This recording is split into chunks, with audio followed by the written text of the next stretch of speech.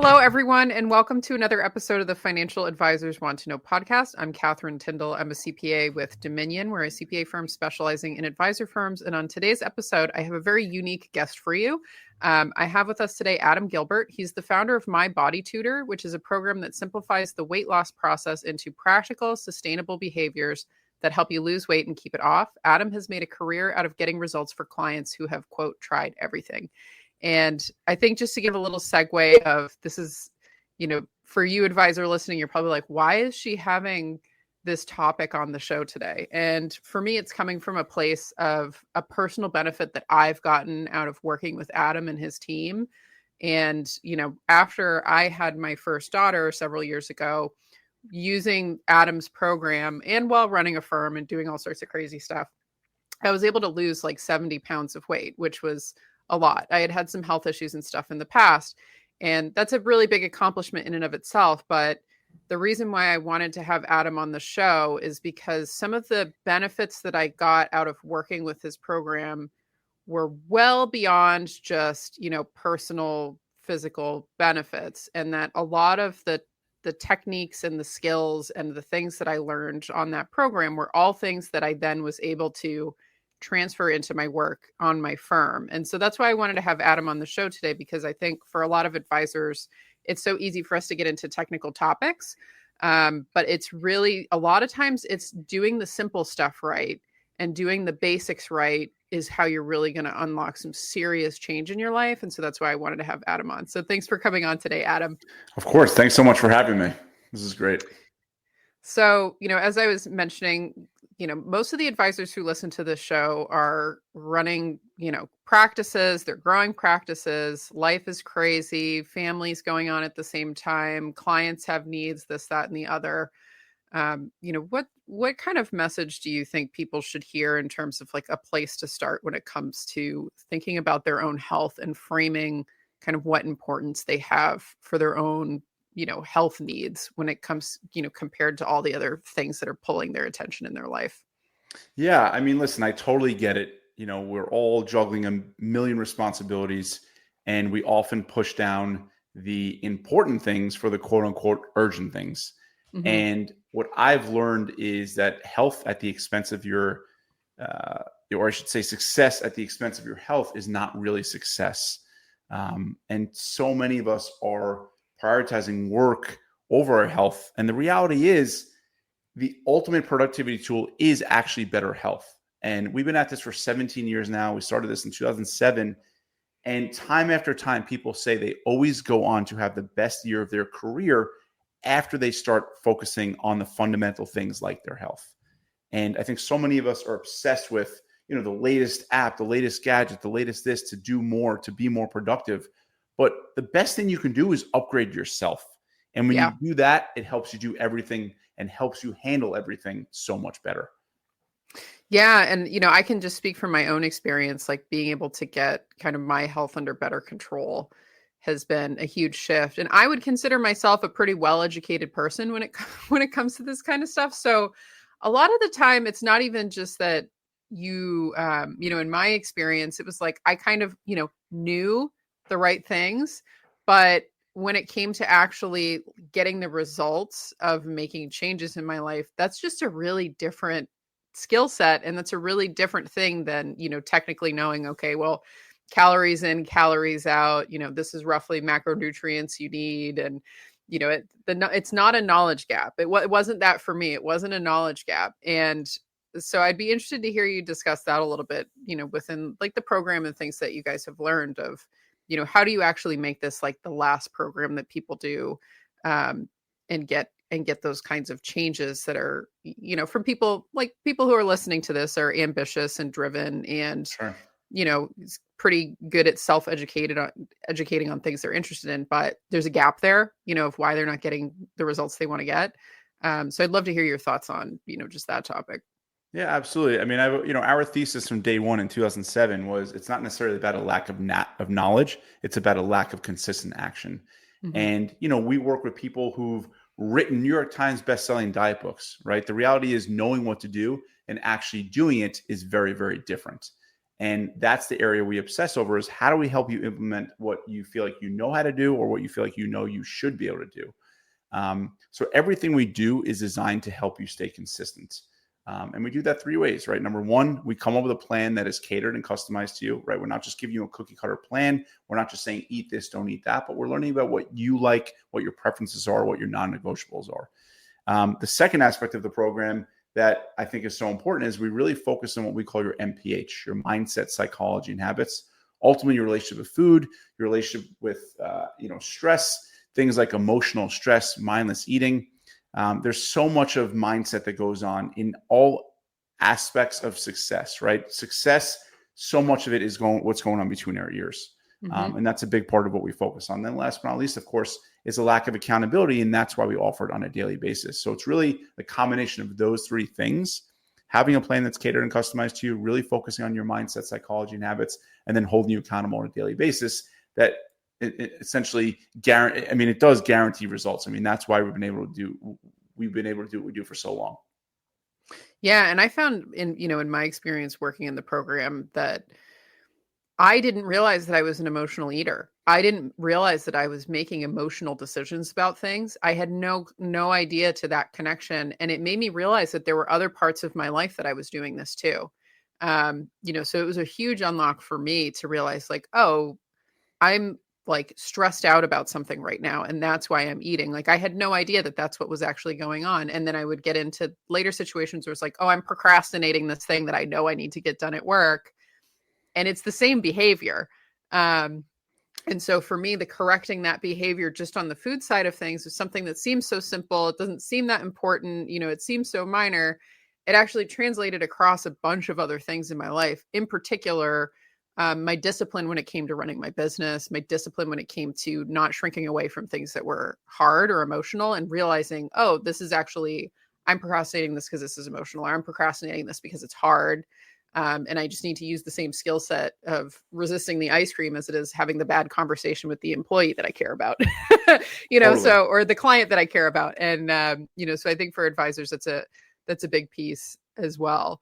I'll just say one of my favorite, aspects of MyBodyTutor and the transformations we help create for our clients is, of course, there's a physical transformation, but it's a mental transformation, and the skills you gain truly carry over into every aspect of life. And I think what you're talking about really is ultimately your relationship with discomfort, right? Yeah. And when you learn how to manage your relationship with discomfort, and you look at it in a different way, and you have the tools and the skills to work through it, it changes everything, right? Whether it's the discomfort you feel when you feel like you have to start this daunting project, but you don't feel like it, or you are in the mood to eat, cookies in the middle of the afternoon because you're stressed.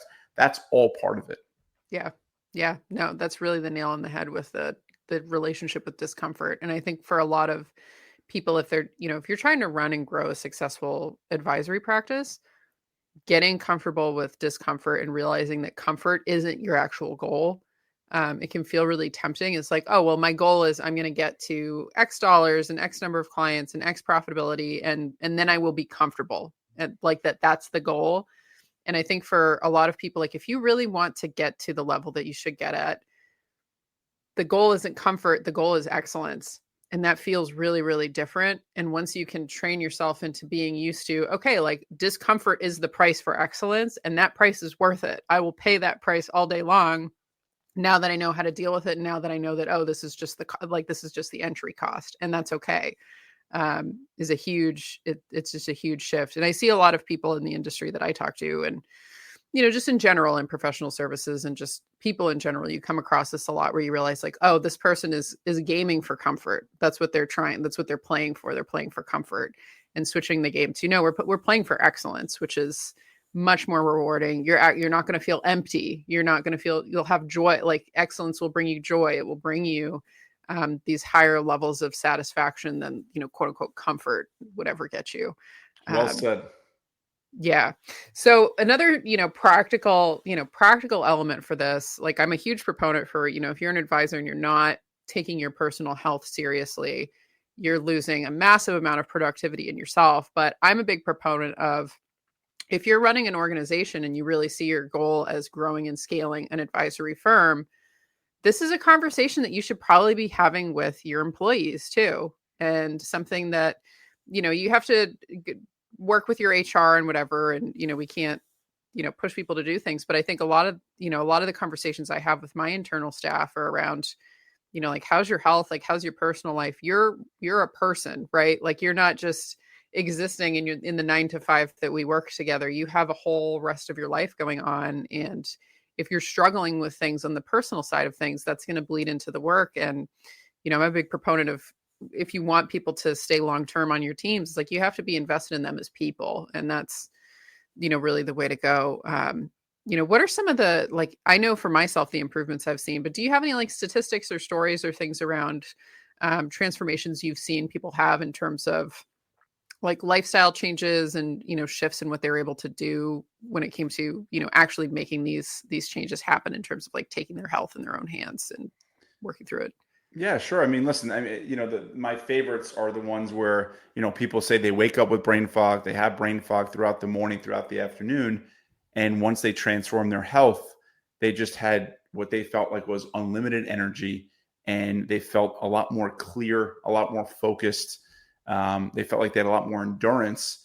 And again, that's where I think when I hear from clients that go on to say they wind up having their best career wise ever, like their best career year ever, like that is what it's all about. Mm-hmm. And I think the interesting thing though is a lot of people, I know a lot of entrepreneurs, a lot of business owners, there's this feeling that any time that we're not spending on the business is wasted time. Yeah. But ultimately, if you burn out, that's going to cost you a lot more time, a lot more energy. And taking a little time for yourself every day to focus on self-care will truly help you do everything better. But it's interesting because they're worried about spending the time on their health and fitness on themselves. But what they realize is spending a little time on themselves creates so much more time. Yeah. Yeah. So at first you can feel like, oh, I'm being selfish. But in reality, it's like, no, guard that. Like, be selfish, feel selfish, because unless your cup is full, like you're not going to be able to do much for anybody else. And it's the same thing for your teams, right? Like if you're running them really hard and they're getting close to burnout and they're doing everything they can to serve everybody else on the team and the clients, like you're not going to get the best out of them either. And so really helping them, if you've got 8 players on your team, like helping them to take a step back and make sure that they're taking care of themselves and, getting some outside guidance, because a lot of the time it's like we were saying earlier, it's like, it's not a knowledge gap. It's having that consistency and having that outside accountability. Exactly. Yep. Yeah.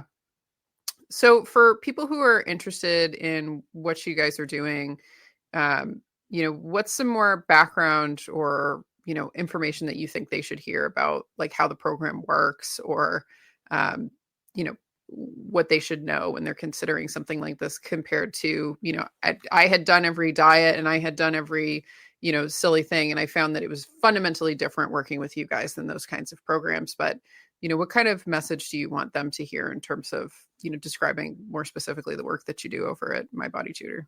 Yeah, well, thank you again for your support. I mean, I'm glad to hear you feel that way. That's what we aim for, that it was fundamentally different. I mean, our goal is truly sustainable success. Our goal is to make this the last program you ever do. And ultimately what we do for you is we devise a diet and exercise plan that is catered and customized to you. And then most importantly, we help you stick with it day in and day out, week after week, month after month. And we're going to give you all sorts of tips and tricks. We're going to give you all sorts of strategies. But ultimately what we're going to help you do is navigate everyday life, including the busy seasons, including the times where you're, knee deep in work. Like that's the hard times, right? And having someone in your corner every day supporting you, coaching, and holding you accountable to make sure you're following through.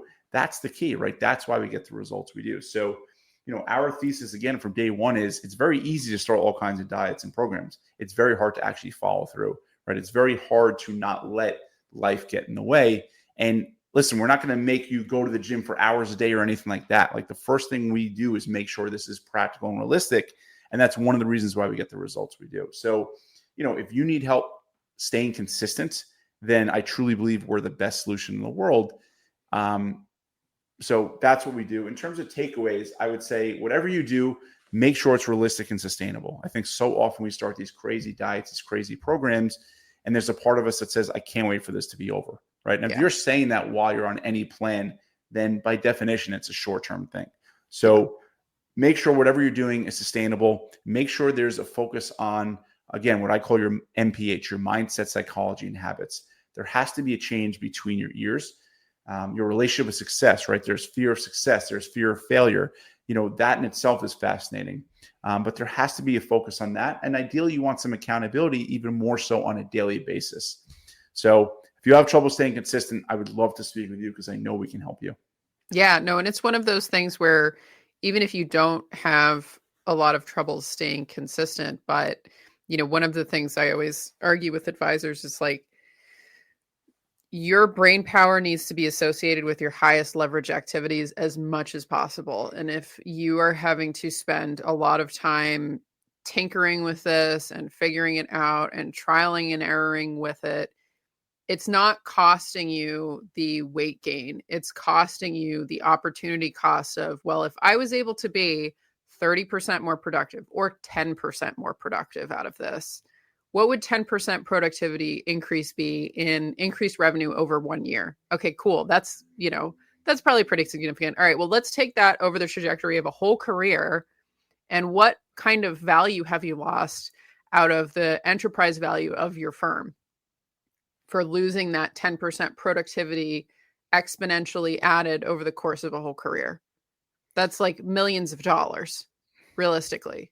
And so something like this, which seems so simple and seems so small, is actually extremely expensive for you. And it's the same thing for your employees, right? Like if you have a team of 5, but if those people were healthy, high energy, driven, not fearful, and you could achieve the same results with a team of 3 or have that team of 5 and get 1.5 times the output, what does that look like for an exit multiple for your firm when you go to exit? What does that look like for your quality of life with your team? Like, that's a huge change over something so simple as just like, you need to talk to somebody about like how you're feeling about how you're eating. And I know. It's crazy. It is crazy, but when you put it like that, it's so true. And it's amazing what taking care of yourself does. It really has a cascading effect on every aspect of your life. And it's the fundamental things. And again, often we're letting the quote unquote urgent things get in the way instead of the important things. And, the reason why I'm so passionate about what I do is I saw it with my own father. I mean, my father, had a heart attack when I was in 7th grade, and he was diagnosed with multiple sclerosis, and seeing him deteriorate mentally and physically, throughout the years until he passed away was obviously very hard. And I learned early on that health is true wealth. And I always go back to, success at the expense of your health is not really success, but the twist and what workaholics need to hear. And believe me, I can certainly be in that category. Investing in your health and fitness and making time for it is actually going to help you be a better workaholic in a way. Like, it's going to help you do everything better. Yeah, no, that's absolutely true. And I remember, I don't have the exact quote on this, but like, I remember with Steve Jobs when he was towards the end of his life battling cancer. And I think to very paraphrase what he was saying, I was kind of surprised that he was saying, I would give up all the success and like everything that I achieved just to have my health again. He's like, I'd give it all up. Like I would in a second, like there's nothing compares to this. And I think for, people, once you get kind of caught in the whirlwind of what's going on in your firms, it's really easy to forget that, oh, actually the most important things are your health, and those simple things like your health, your relationship with your family and your friend, it's those kinds of pieces that you kind of take it for granted because it's not on fire. But then you also don't realize how much it's holding you back because you're only operating at 60% or 70%. And that's normal to you. When in reality, if you were at 100%, like your life would be completely transformed. Right. People don't realize the extra years they have. And, to your point, I mean, listen, when you have your health, you have unlimited wishes. When you don't have your health, you only have one wish. Right. And I think it's really important to, make sure that you're taking care of yourself because again, it's going to help you do everything better. It is the ultimate productivity tool. Yeah, I love it. So for people looking to have a conversation with your team, figure out if they're a good fit for the program, what's the best way for them to get in touch, Adam? Yeah, thanks. The best bet is go to mybodytutor.com or you can email me directly. I'm very available and very accessible. Email me directly, adam@mybodytutor.com. I'd love to chat with you and, help you become our next success story.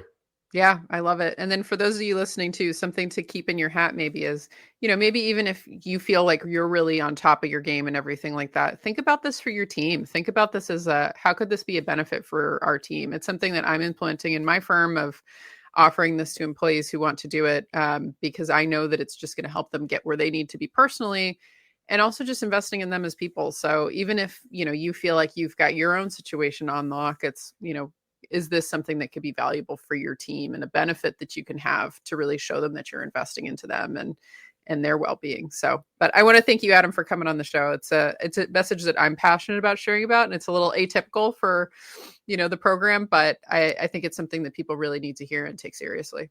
I really appreciate you having me on. This is great. Yeah, thank you. And for those of you listening, send me a DM. You can send me an angry DM if you want, or a happy DM. I'm interested to hear what your story is and what you take away from this episode. But this was another episode of the Financial Advisors Want to Know podcast, and thanks for listening.